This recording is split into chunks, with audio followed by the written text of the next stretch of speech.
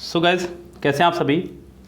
Guys SSC stenographer के लिए special common errors की सीरीज चल रही है जिसमें आपको डेली 10 कॉमन एरर्स जो इम्पोर्टेंट कॉमन एरर्स हैं वो करवाई जा रही हैं। गाइज ये एरर्स इम्पोर्टेंट नहीं हैं, इनके रूल्स बहुत इंपॉर्टेंट हैं। ये वो एरर्स हैं, ये वो रूल्स हैं जो बार बार एग्जाम में रिपीट हो रहे हैं, तो उनको मैंने अलग किया है और आपके लिए परोस दिया है। आज मैं फिर आपको ऐसे 10 सेंटेंस बताऊंगा, ऐसे 10 रूल बताऊंगा जो आपके लिए बहुत इंपॉर्टेंट हैं। सेंटेंस के माध्यम से मैं आपको ये रूल बता रहा हूँ। ओके गाइस, तो इनको नोट डाउन करते रहिएगा और एक अच्छे से नोट्स बना लीजिएगा।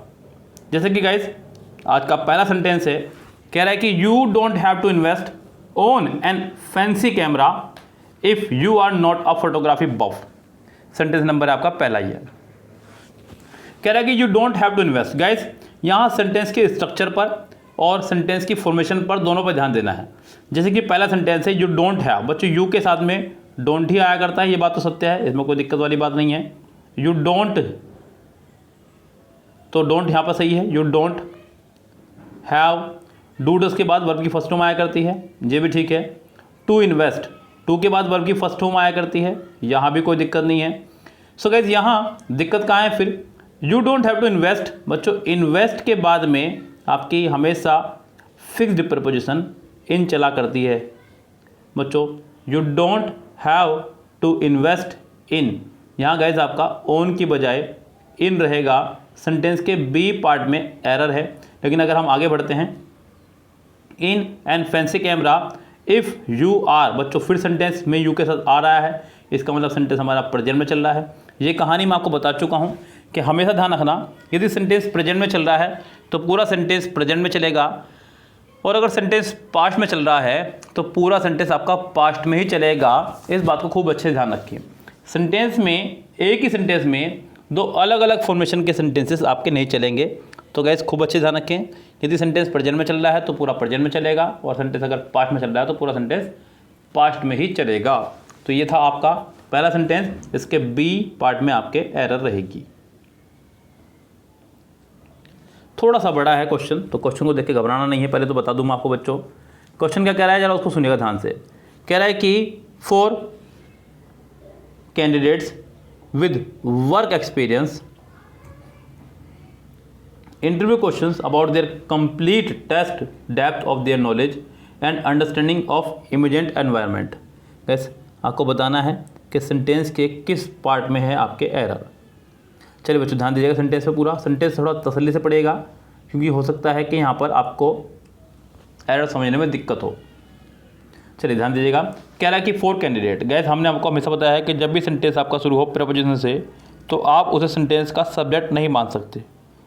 तो यहाँ 4 कैंडिडेट आपका सेंटेंस का सब्जेक्ट नहीं हो सकता है, ध्यान रखें। यस गैस, तो यहाँ तो कोई दिक्कत नहीं है किसी प्रकार की भी। आगे बढ़ते हैं, विद वर्क एक्सपीरियंस, तो यहाँ पे कोई दिक्कत नहीं है।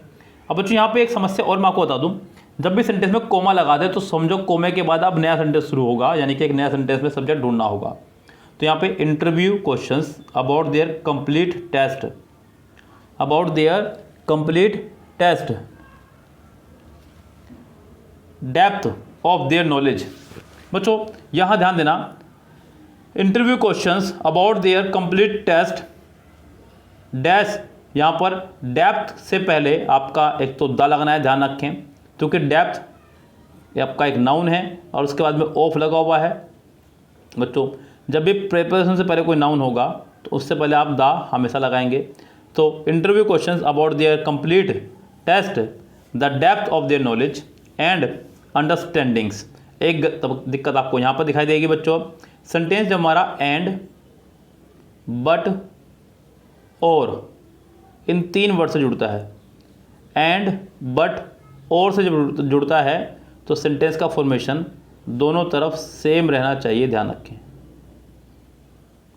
सेंटेंस का फॉर्मेशन दोनों तरफ आपका रहना चाहिए सेम। इधर एब्स्ट्रैक्ट नाउन है नॉलेज, तो इधर भी एब्स्ट्रैक्ट नाउन अंडरस्टैंडिंग होगा, नॉट अंडरस्टैंडिंग्स। तो यहाँ सेंटेंस के सी पार्ट में भी एरर है। तो गैस इस सेंटेंस में 2 पार्ट में एरर है, बी में और सी में। ओके गैस, आगे बढ़ते हैं। नेक्स्ट सेंटेंस देखिएगा क्या कहना चाह रहा है बच्चों, बहुत ध्यान से देखिएगा, बहुत ही माइनर मिस्टेक है, हालांकि इतनी तगड़ी मिस्टेक नहीं है यहाँ पे। क्या कह रहा है बच्चों, कह रहा है कि you have to save the day.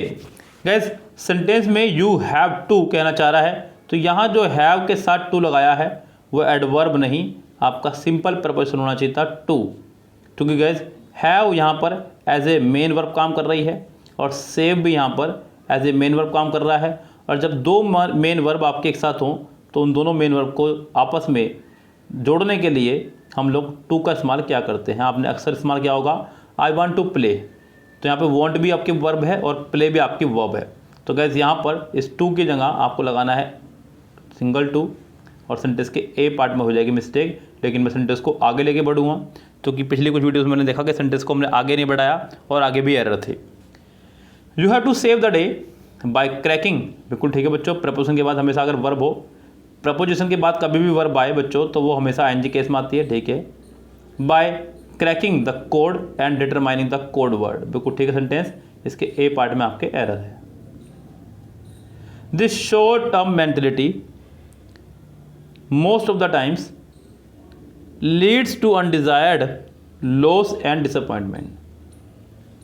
बच्चों यहां ध्यान देना, कह रहा है कि this short term mentality, comma लगा दिया है बच्चों, यहाँ कोमा है सेंटेंस में, ध्यान देना। तो ये सेंटेंस आपको यहीं ख़त्म होता है, इसका मतलब अब नया सेंटेंस शुरू हो गया है। कह रहा है कि most of the times, most of the times बच्चों, टाइम आपका जो है यहाँ पर प्लूरल की तरह इस्तेमाल हो रहा है, मतलब ऑफ के बाद अगर कोई नाउन प्लूरल बन सकता है तो हम लोग प्लूरल का इस्तेमाल करते हैं। यस, ध्यान रखें इसको आप लोग। So most of the times leads to undesired loss and disappointment. आपको बतानी है कि सेंटेंस में अब मिस्टेक कहाँ पर है बच्चों। अगर आप गौर करेंगे सेंटेंस में तो आप लोग एक चीज़ यहाँ पर गौर कर पा रहे होंगे कि यहाँ उसने लीड्स का इस्तेमाल किया है, लेकिन यहाँ पर लीड्स नहीं, आपका लीड होना चाहिए था, यानी कि वर्ब की फर्स्ट फॉर्म होनी चाहिए थी अगर इसके हिसाब से देखें। लेकिन बच्चों यहाँ पे एक समस्या और आ रही है सामने, जो यहाँ हो सकता है कि ये हमारी ही प्रिंटिंग में मिस्टेक है, इसलिए मैं यहाँ पे आपकी दूर कर रहा हूँ समस्या। वो उसने एक कोमा यहाँ लगाया है और एक कोमा उसने यहाँ लगाया हुआ है। अब एक रूल समझिएगा ध्यान से बच्चों, ध्यान से, अगर सेंटेंस में कभी भी कोई सेंटेंस दिया हो और कोमा लगा दे, फिर कुछ पार्ट दिया हो और फिर कोमा लगा दे, तो ये जो कोमे से कोमे तक का पार्ट है बीच का, इसको कुछ नहीं मानते हैं। ये पार्ट आपके लिए ख़त्म है, इसको आप कुछ नहीं मानेंगे, इसको आप कुछ नहीं समझेंगे। तो इसका मतलब ये जो ये जो बीच का हिस्सा है, ये वाला हिस्सा, ये हमारे लिए ख़त्म है। सेंटेंस में वर्ब इसके हिसाब से आएगी। अब पीछे लगा हुआ है दिस बच्चों, जिसके साथ में सिंगुलर नाउन और सिंगुलर वर्ब आया करती है। अब ये ठीक है, तो गाइस ये सेंटेंस आपका नो एरर है, इस सेंटेंस में कोई एरर आपकी नहीं है। नेक्स्ट सेंटेंस देखिएगा क्या कह रहा है बच्चों, hard as it is to believe comma she has no formal education also training in content at all. बच्चों ध्यान देना, हार्ड मुश्किल है, as it is to believe इस बात पर विश्वास करना। She has no formal education, उसके पास कोई फॉर्मल एजुकेशन नहीं है। ऑल्सो बच्चों यहाँ पे ऑल्सो नहीं, यहाँ पर आपका होना चाहिए था एंड, उसके पास कोई फॉर्मल एजुकेशन नहीं है एंड ट्रेनिंग भी नहीं है किसी कंटेंट में। तो गाइस यहाँ पर ऑल्सो की जगह आपको लगाना है एंड। सेंटेंस में बी पार्ट में आपके एरर है। नेक्स्ट सेंटेंस कह रहा है कि gear up of 5 days of non stop shopping and unlimited savings. ध्यान दीजिएगा बच्चों सेंटेंस पे, सेंटेंस नंबर आपका नेक्स्ट है जो gear up of 5 days।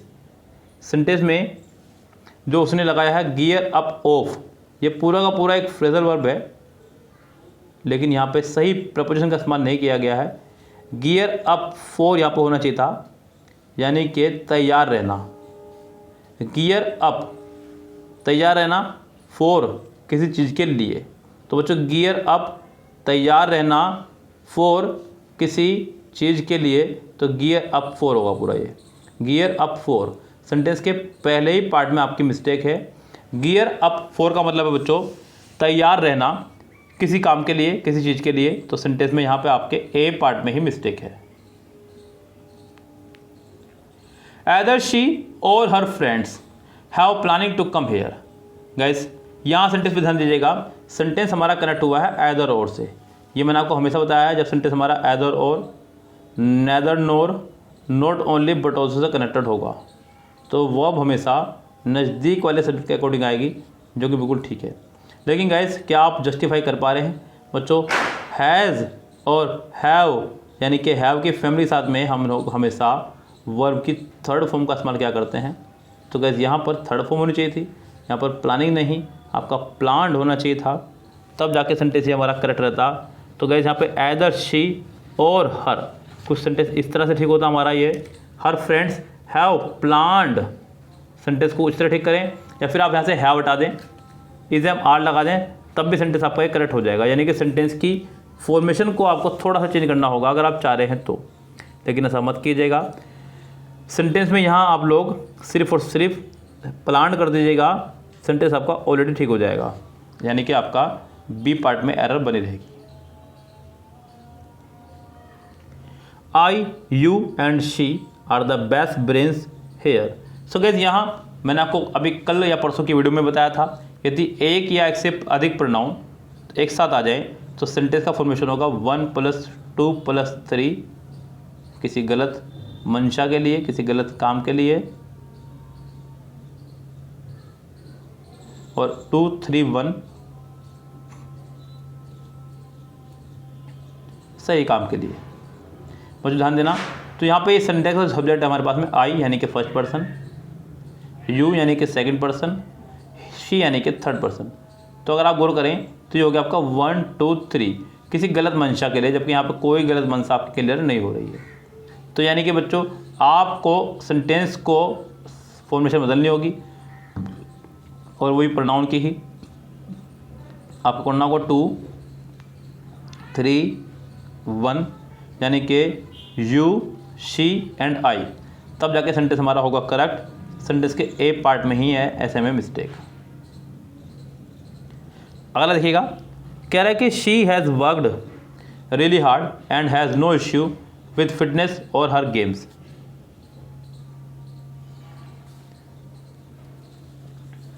She has worked really hard यानी कि उसने वास्तव में कठिन परिश्रम किया है, and has no issues with fitness और हर गेम्स।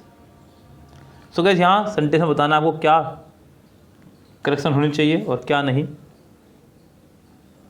गाइस यहाँ सेंटेंस की अगर मैं बात करूँ तो सेंटेंस बिल्कुल करेक्ट है। यहाँ प्रॉब्लम लग रही थी मुझे थोड़ी सी, लेकिन प्रॉब्लम नहीं है। She has work with third form really hard बिल्कुल ठीक है, एंड के बाद फिर से हैज़ आया बिल्कुल ठीक है, नो इश्यूज़ बिल्कुल ठीक है, बाकी सब कुछ ठीक है। ही सेंटेंस में कोई एरर आपकी यहाँ पे नहीं है। मुझे थोड़ा डाउट यहीं का लग रहा था, लेकिन वो डाउट यहाँ पे नहीं है।